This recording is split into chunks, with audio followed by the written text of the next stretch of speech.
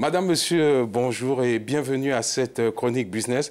Eh bien, les rideaux sont tombés sur la session extraordinaire de la conférence des chefs d'État de la CEMAC du 25 octobre dernier à N'Djamena, la capitale tchadienne.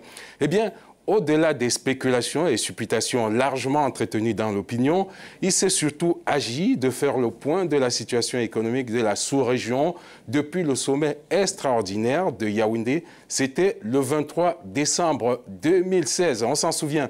Face à une situation économique préoccupante, les dirigeants d'Afrique centrale s'étaient en effet donné 5 ans pour stabiliser la situation économique, c'est-à-dire de la ramener à la normale à l'horizon 2021. Voilà ce que les chefs d'État s'étaient dit à Yaoundé, Barbara. Alors Jean-David, qu'est-ce qu'on peut retenir de ce sommet de N'Djamena? Oui, disons que beaucoup de choses. On peut retenir, n'est-ce pas, de N'Djamena, que l'Afrique centrale est encore convalescente, même s'il y a un léger mieux comparativement à 2016. Téné, on va le découvrir à travers ces graphiques. La croissance économique est encore fragile. On est parti d'une croissance négative en 2016 pour atteindre 0,2 en 2017 et on se projette à 1,7% de croissance cette année et à 3,4% l'année prochaine. Vous constaterez également avec moi que relativement au déficit extérieur de la sous-région, eh bien, l'Afrique centrale continue à acheter plus qu'elle ne vend. Le déficit extérieur courant est toujours négatif, 3,7% du PIB. Vous allez également constater que relativement au déficit, au solde budgétaire, il est toujours négatif, même s'il y a une amélioration notoire. L'Afrique centrale n'arrive pas à dégager suffisamment d'argent pour répondre aux besoins de fonctionnement des États de la sous-région, même si l'on enregistre cette année un excédent, il faut dire, anecdotique, il est de 0,5%.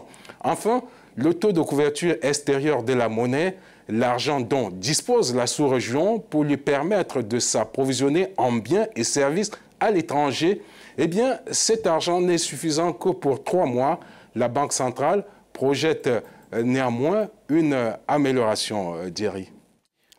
Jean-David, le tableau est sombre, mais y a-t-il tout de même des lueurs d'espoir? Oui, c'est une question que l'on se pose régulièrement. Le tableau a été, n'est-ce pas, sombre relativement à ce que nous avons déroulé tout à l'heure. Écoutez, lorsque l'on voit d'où on vient, c'est-à-dire en 2016, du moins en zone CEMAC, une zone victime de la dégringolade des prix du pétrole et aussi de la mauvaise gouvernance, on note quand même des améliorations, même si elles sont encore fragiles.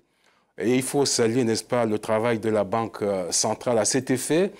Le rapatriement cumulé des fonds reçus, d'après la BEAC, a été multiplié par 11 pour atteindre un peu plus de 247 milliards de francs CFA. Donc ça, c'est quelque chose qu'il faut saluer. Mieux, la Banque centrale revendique des réserves de change de l'ordre de 3 312 milliards de francs CFA, soit une hausse d'un peu plus, un peu plus de 7%.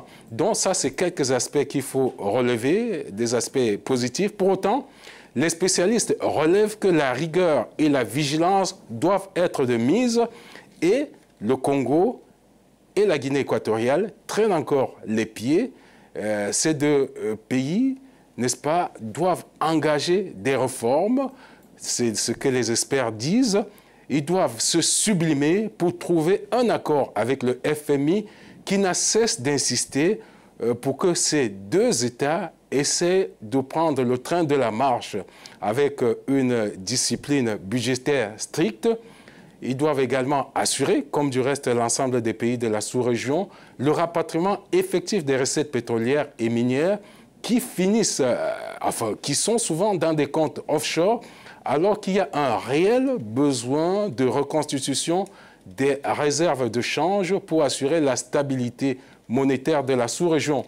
En tout cas, le président Déby, qui est le président en exercice de la CEMAC en ce moment, a déploré et souligné un relâchement coupable dans les efforts de redressement en CEMAC. De toutes les façons, comme on dit Barbara et puis Thierry, la balle est dans le camp des dirigeants de la CEMAC qui ont toutes les clés pour sortir de la mauvaise situation dans laquelle ils se trouvent en ce moment. C'est une affaire de volonté, c'est une affaire des disciplines. Donc, c'est la fin de cette chronique business. Merci de l'avoir suivi. Restez sur Africa News pour d'autres informations sur l'économie.